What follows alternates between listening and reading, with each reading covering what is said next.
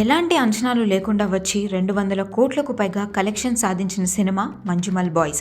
మలయాళ సినీ ఇండస్ట్రీలో ఇదొక అద్భుతం. ప్రపంచవ్యాప్తంగా ఈ సినిమా 240 కోట్ల కంటే ఎక్కువగానే కలెక్ట్ చేసింది.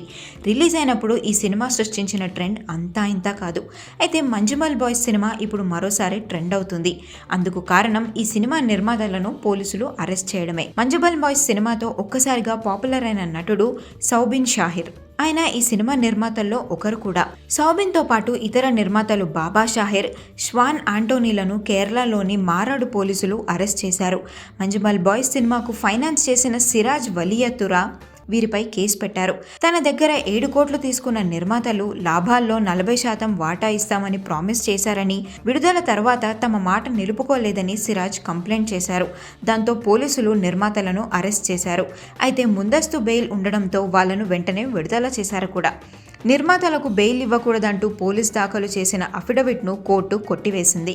నిర్మాతలను ప్రశ్నించడానికి కస్టడీకి ఇవ్వాలని పోలీసులు చేసిన విజ్ఞప్తిని సైతం తోసిపుచ్చింది. ఈ కేసుకు సంబంధించి మంజుమల్ బాయ్స్ నిర్మాతలు మాత్రం ఇంతవరకు స్పందించలేదు.